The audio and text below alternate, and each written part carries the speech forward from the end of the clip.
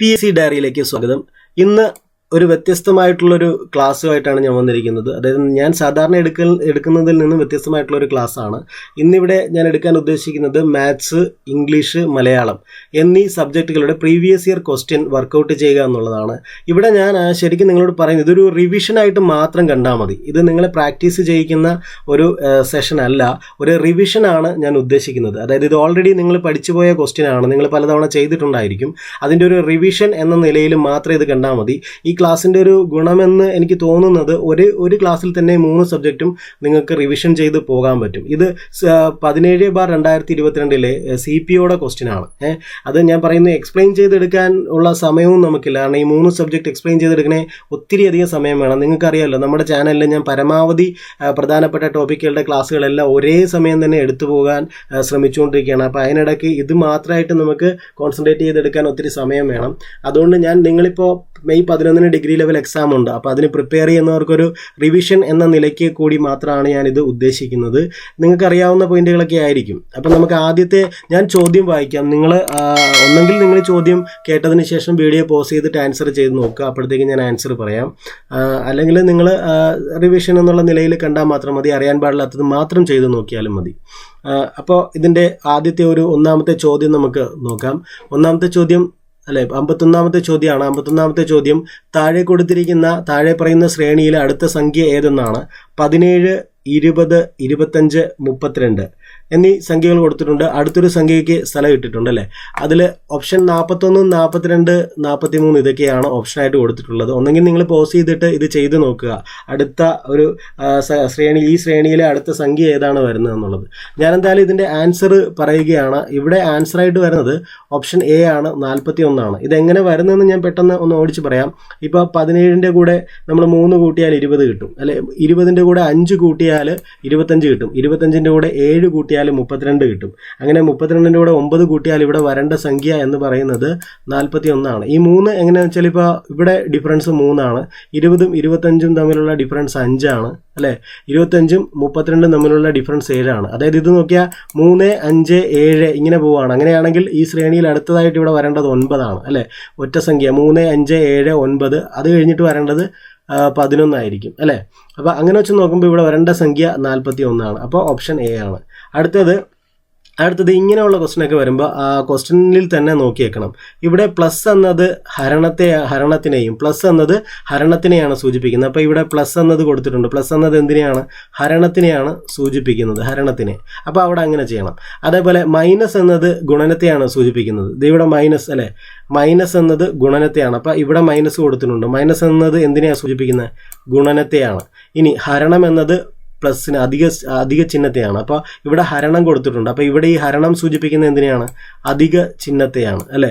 അതേപോലെ എക്സ് എന്നത് മൈനസിനെയാണ്. X means ഗുണനം എന്നത് അല്ലെ, ഈ ഗുണനം കൊടുത്തിട്ടുണ്ട്, അത് മൈനസിനെയാണ് സൂചിപ്പിക്കുന്നത്. കണ്ടാ. അപ്പം 48 ഭാഗം 12 അധികം 15 മൈനസ് 2 ഗുണം 5 എന്ന് വരും. 48 ഭാഗം 12 പ്ലസ് 15 മൈനസ് 2 ഗുണം 5. ഇത് സോൾവ് ചെയ്യാനാണ് പറഞ്ഞിരിക്കുന്നത്. ഇത് സോൾവ് ചെയ്യുമ്പോൾ ഇവിടെ ആൻസറായിട്ട് വരുന്നതെന്ന് പറയുന്നത് 9 ആണ്. ഇവിടെ ആൻസറായിട്ട് വരുന്നത് 9 ആണ്. നിങ്ങൾ ചെയ്ത് നോക്കുക. അടുത്ത 53ാമത്തെ ക്വസ്റ്റ്യൻ. രാജു ഒരു ജോലി 20 ദിവസം കൊണ്ട് ചെയ്തു തീർക്കും. ഗോപു അതേ ജോലി ചെയ്യാൻ 30 ദിവസം എടുക്കും. എങ്കിൽ 2 പേരും ചേർന്നാൽ ആ ജോലി എത്ര ദിവസം കൊണ്ട് ചെയ്തു തീർക്കും എന്നാണ് ചോദ്യം. നിങ്ങൾ ചെയ്തു നോക്കുന്നവർ ചെയ്തു നോക്കുക. ഇവിടെ ആൻസറായിട്ട് വരുന്നതെന്ന് പറഞ്ഞാൽ 12 ആണ് ആൻസറായിട്ട് വരുന്നത് അല്ലേ. ഇവിടെ നമ്മൾ സാധാരണ എല്ലാവരും അപ്ലൈ ചെയ്യുന്ന ഒരു ഇക്വേഷനാണ് XY ബൈ X+Y എന്നുള്ളത് അല്ലെ. X+Y ആ ഒരു ഇക്വേഷനാണ് ഇവിടെ നമ്മൾ അപ്ലൈ ചെയ്യുന്നത്. അതായത് 30 ഇപ്പോൾ X 20 Y 30 എടുത്താൽ 30 ഗുണം 20 ബൈ 30 പ്ലസ് 20, അതായത് 30 ഗുണം 20 ബൈ 50 എന്ന് വരും. അങ്ങനെ വെട്ടിപ്പോകുമ്പോൾ ആൻസറായിട്ട് കിട്ടുന്നത് 12 ആണ് നമുക്ക് കിട്ടുന്നത്. അടുത്തത് 54ാമത്തെ ക്വസ്റ്റ്യൻ ആണ്. ഇവിടെ പറയുന്നു, മണിക്കൂറിൽ 54 കിലോമീറ്റർ വേഗതയിൽ 150 മീറ്റർ നീളമുള്ള തീവണ്ടി 450 മീറ്റർ നീളമുള്ള പാലം കടക്കാൻ എത്ര സെക്കൻഡ് സമയമെടുക്കുമെന്നാണ് ചോദിച്ചിട്ടുള്ളത്. നമുക്കറിയാം, നമുക്കൊരു ഇക്വേഷൻ നമ്മൾ പഠിച്ചിട്ടുണ്ട് അല്ലെ. ഡിസ്റ്റൻസും സ്പീഡൊക്കെ ആയിട്ട് ബന്ധപ്പെട്ട് നമ്മളൊരു ത്രികോണം ഇങ്ങനെ വരച്ചിട്ട് D എന്ന് എഴുതിയിട്ട് അതിൻ്റെ താഴത്ത് നമ്മൾ TS. ഇവിടെ D കാണാൻ ടൈമിനെ സ്പീഡ് കൊണ്ട് ഗുണിച്ചാൽ മതി. അതേപോലെ T കാണണമെങ്കിൽ ഡിസ്റ്റൻസിനെ സ്പീഡ് കൊണ്ട് ഹരിച്ചാൽ മതി. അതേപോലെ സ്പീഡ് കാണണമെങ്കിൽ ഡിസ്റ്റൻസിനെ ടൈം കൊണ്ട് ഹരിച്ചാൽ മതി. ഇവിടെ നമുക്ക് കാണേണ്ടത് ടി ആണ്. ടി കാണാൻ എന്ത് ചെയ്യണം? ടി കാണാൻ ഡിസ്റ്റൻസിനെ സ്പീഡ് കൊണ്ട് ഹരിക്കണം. d/s. ഡിസ്റ്റൻസ് ഇവിടെ തന്നിരിക്കുന്നത് 54 km/h ആണ്. അതിനെ മീറ്റർ പെർ സെക്കൻഡിലേക്ക് മാറ്റണം. കാരണം ഇവിടെ ഡിസ്റ്റൻസ് ആയിട്ട് വരുന്നത് 150 മീറ്റർ.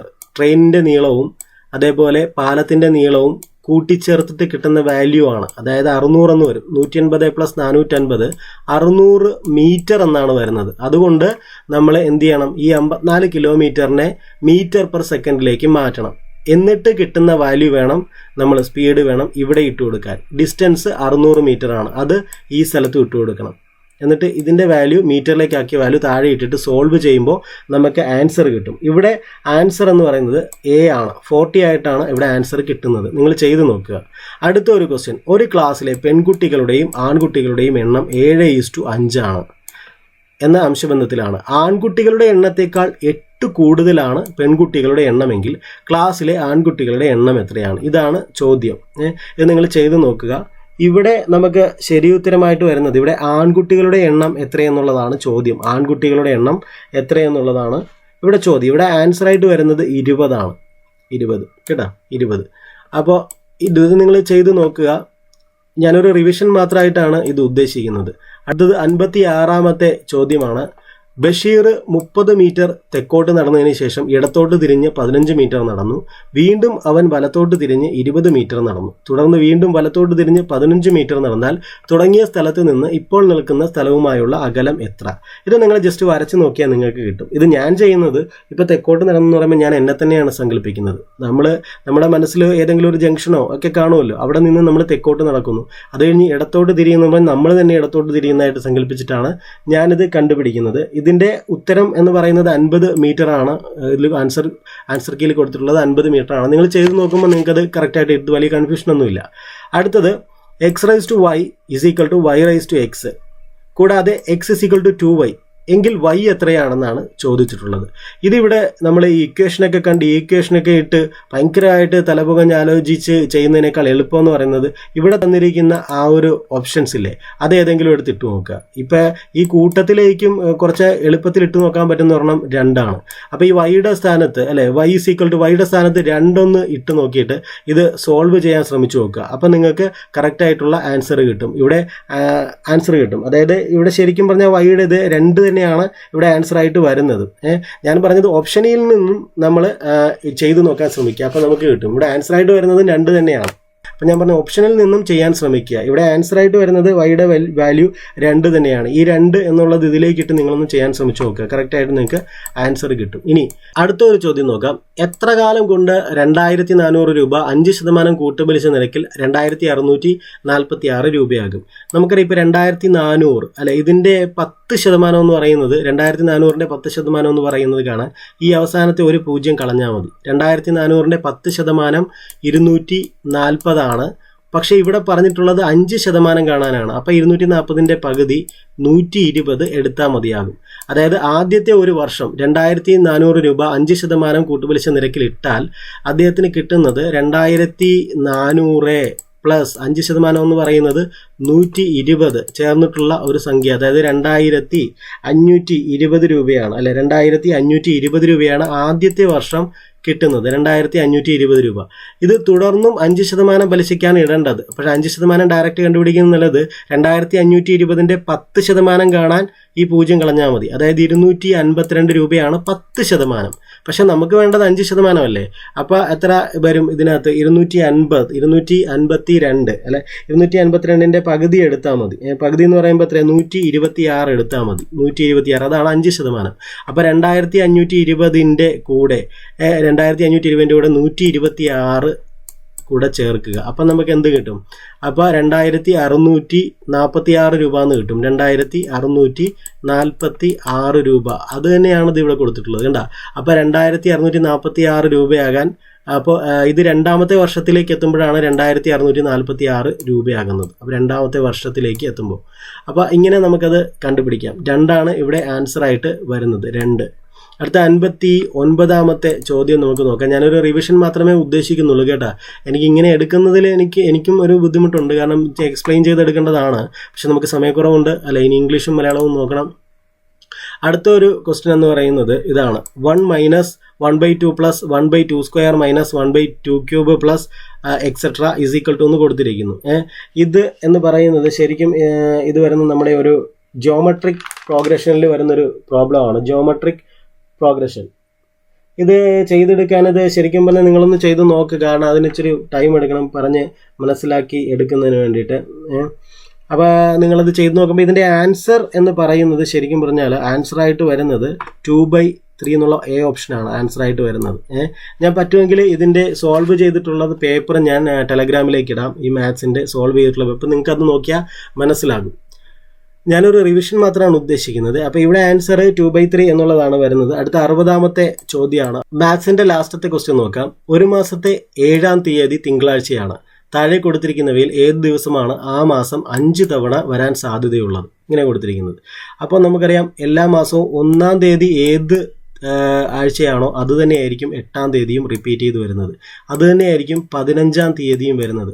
അത് തന്നെയായിരിക്കും 22-ാം തീയതിയും വരുന്നത്. അത് തന്നെയായിരിക്കും 29-ാം തീയതിയും വരുന്നത്. ഇവിടെ പറയുന്നത് 7-ാം തീയതി തിങ്കളാഴ്ചയാണ്. ഒരു മാസത്തെ 7-ാം തീയതി തിങ്കളാഴ്ചയാണെന്ന് പറയുന്നു അല്ലേ. 7-ാം തീയതി തിങ്കളാഴ്ചയാണെങ്കിൽ 8-ാം തീയതി എന്തായിരിക്കും? 8-ാം തീയതി ചൊവ്വാഴ്ചയാകാനാണ് സാധ്യത. അല്ലേ, സാധ്യതയല്ല, ചൊവ്വാഴ്ചയാണ് അല്ലേ. 8-ാം തീയതി ചൊവ്വാഴ്ചയാണ്. അപ്പോൾ 8-ാം തീയതി ചൊവ്വ എന്ന് കിട്ടിയാൽ 1 ചൊവ്വയായിരിക്കും അല്ലെ, 1 ചൊവ്വയായിരിക്കും. അതേപോലെ തന്നെ 15 ചൊവ്വയായിരിക്കും, 22 ചൊവ്വയായിരിക്കും, 29 ചൊവ്വയായിരിക്കും. മനസ്സിലായി? അപ്പോൾ അതിൻ്റെ കാര്യം മനസ്സിലാണെങ്കിൽ കറക്റ്റ് നിങ്ങൾ കലണ്ടറിലേക്ക് നോക്കിയാൽ മതി. 1-ാം തീയതി ഏത് ആഴ്ച വരുന്നോ അത് തന്നെയായിരിക്കും 8-ാം തീയതി വരുന്നത്. കാരണം 1-ാം തീയതി തൊട്ട് ആഴ്ചയിൽ 7 ദിവസമല്ലേ ഉള്ളൂ. 1-ാം തീയതി തൊട്ട് 7 വരെ ഉള്ളത് വരുമ്പോൾ തന്നെ ഒരാഴ്ച കംപ്ലീറ്റ് ആയി. പിന്നെ റിപ്പീറ്റ് ചെയ്യല്ലേ ചെയ്യുന്നത്. അപ്പോൾ 8-ാം തീയതി 1-ാം തീയതിയിലുള്ളത് റിപ്പീറ്റ് ചെയ്ത് വരും. അങ്ങനെ നോക്കുമ്പോൾ എന്ത് വരും? 1, 8, 15, 22, 29 ഒക്കെ സെയിം ഡേറ്റ് ആയിരിക്കും. ഇവിടെ പറയുന്ന 7-ാം തീയതി എന്ന് പറയുന്നത് തിങ്കളാഴ്ചയാണെന്ന് പറയുന്നു. അങ്ങനെയാണെങ്കിൽ 8-ാം തീയതി ചൊവ്വാഴ്ച ആയിരിക്കുമല്ലോ. 8-ാം തീയതി ചൊവ്വാഴ്ചയാണ്. അങ്ങനെയാണെങ്കിൽ 29-ാം തീയതിയും ചൊവ്വാഴ്ചയായിരിക്കും അല്ലേ. 29-ാം തീയതിയും ചൊവ്വാഴ്ചയായിരിക്കും. അപ്പോൾ 30 എന്ന് പറയുന്നത് ബുധനാഴ്ചയായിരിക്കും 30. അതേപോലെ 31 എന്ന് പറയുന്നതും വ്യാഴമായിരിക്കും. 31 വ്യാഴമായിരിക്കും, വ്യാഴം. അപ്പോൾ ശരിക്കും അല്ലേ ഈ 27, 28 വരെയുള്ള ദിവസങ്ങൾ 3, 4, 7, 28 അല്ലേ, 7ൻ്റെ ഗുണിതമാണ് 28 വരെയുള്ള ദിവസങ്ങൾ ആഴ്ചയിൽ 4 ആഴ്ച ഉണ്ടാവും. അതങ്ങനെ കഴിഞ്ഞിട്ട് ബാക്കിയുള്ള 29, 30, 31 എന്നുള്ള ദിവസങ്ങൾ റിപ്പീറ്റ് ചെയ്ത് വരുന്നതായിരിക്കും. അതായത് 5-ാമത്തെ ആഴ്ചയിലേക്ക് വരുന്നതായിരിക്കും. അതായത് 4 ആഴ്ച, ഒരാഴ്ചയിൽ 7 ദിവസമുണ്ട്. 7 ഗുണം 4 എന്ന് പറയുന്നത് 28 അതായത്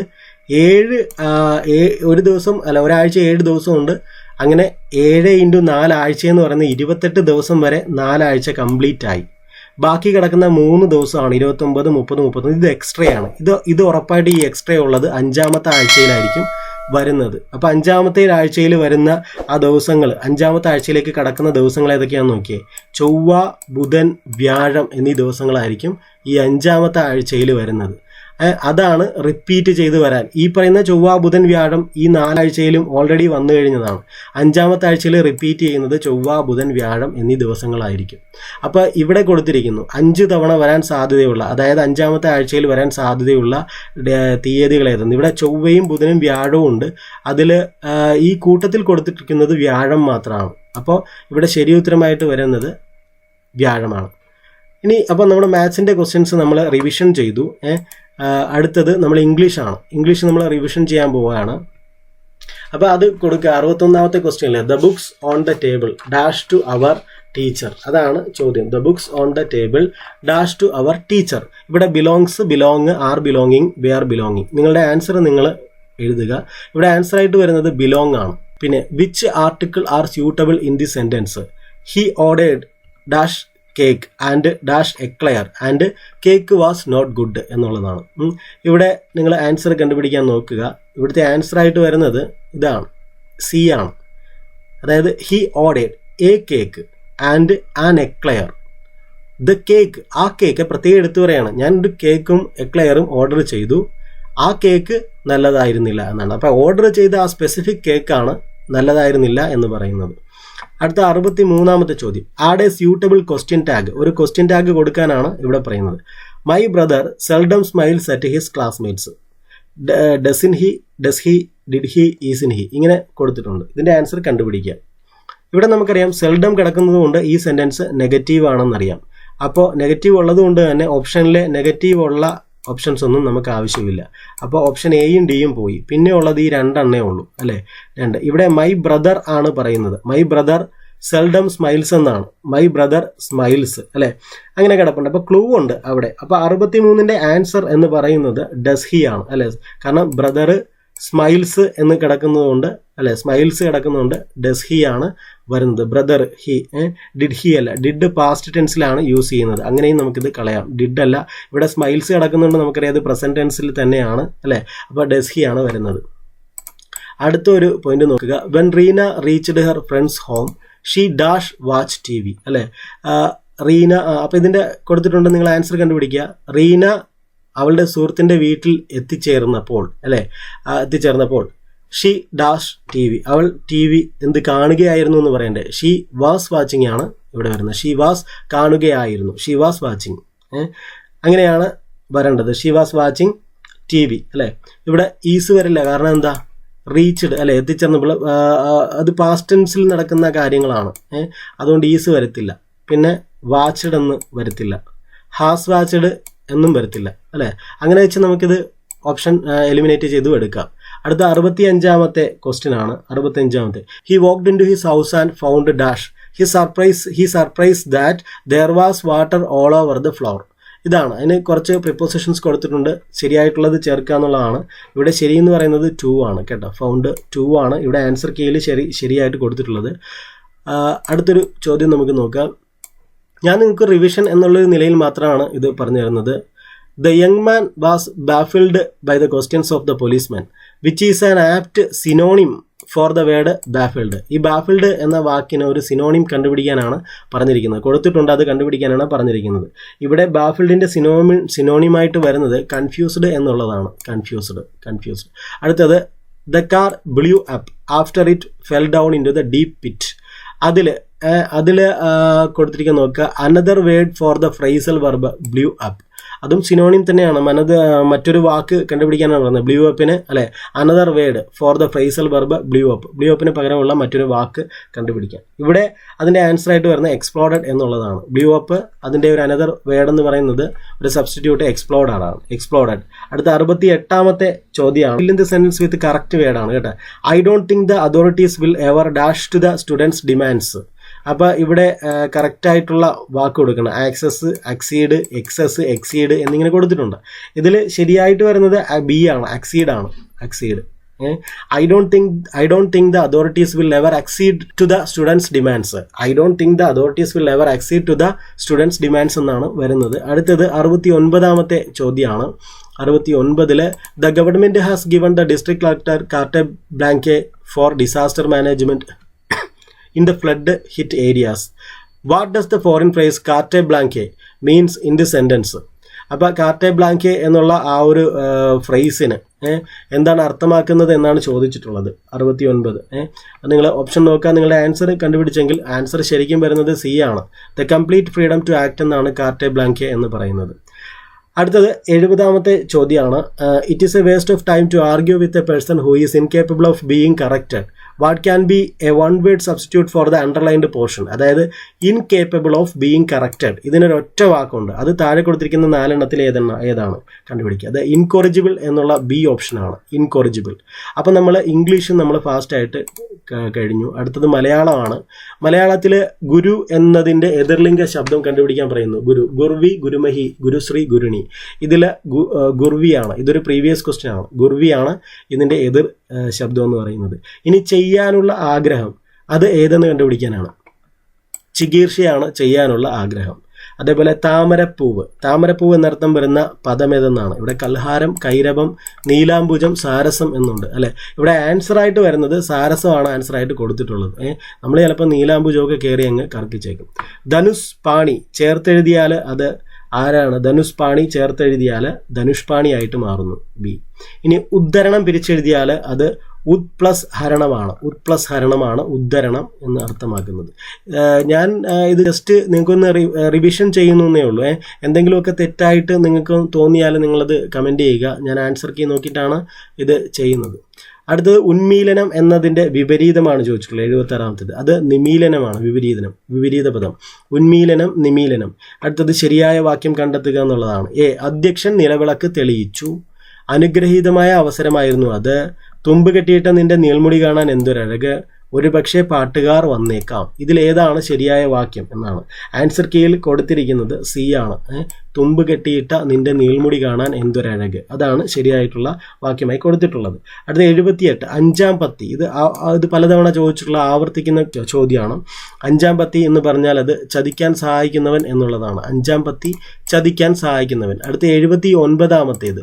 79ാമത്തെ he spoke under his breath എന്നതിൻ്റെ ശരിയായ പരിഭാഷ ഏതെന്നാണ്. അത് ബി ആണ്. അവൻ പതുക്കെ പറഞ്ഞു എന്നാണ്. He spoke under his breath. ഇനി 80ാമത്തെ ചോദ്യം, ലാസ്റ്റ് ചോദ്യമാണ്. കാലത്ത് വന്ന മഴയും അന്തിക്ക് വന്ന വിരുന്നും. ഈ പഴമൊഴിയുടെ അർത്ഥം എന്താണ്? ഇത് അനവസരത്തിലെ പ്രവൃത്തിയാണോ, അവിചാരിതമായി എത്തിപ്പെടുകയാണോ, രണ്ടും പോകില്ല എന്നാണോ, വിളിക്കാത്ത സദ്യ എന്നാണോ? ഇതിൽ ശരി ഉത്തരം രണ്ടും പോകില്ലെന്നാണ്. അതായത് കാലത്ത് വന്ന മഴയും അന്തിക്ക് വന്ന വിരുന്നും രണ്ടും പോകില്ല. ഞാനിത് ജസ്റ്റ് ഒന്ന് റിവിഷൻ ചെയ്യാൻ വേണ്ടിയിട്ട് ഒരു പരീക്ഷണം എന്ന നിലയിൽ മാത്രമാണ് ചെയ്ത് നോക്കിയത്. നിങ്ങൾക്ക് ഇത്തരത്തിൽ ക്ലാസ് കാണണമെന്നുണ്ടെങ്കിൽ നിങ്ങൾ കമൻറ്റ് ചെയ്ത് അറിയിക്കുക. ഞാൻ തുടർന്നും ഇടാം. പിന്നെ പറഞ്ഞു നമുക്ക് എല്ലാ പ്രധാനപ്പെട്ട ടോപ്പിക്കുകളും ഞാൻ എടുക്കാൻ ശ്രമിക്കുന്നുണ്ട്. ഇതേന്നും പറഞ്ഞിട്ട് ഇരുന്നിട്ട് നമുക്ക് ചെയ്യാനുള്ള ടൈം കിട്ടില്ല. കാരണം മാത്സ് ഒക്കെ അത്രയും കോൺസെൻട്രേറ്റ് ചെയ്ത് കൃത്യമായിട്ട് ലളിതമായിട്ട് പറഞ്ഞു തരേണ്ട സംഗതികളാണ്.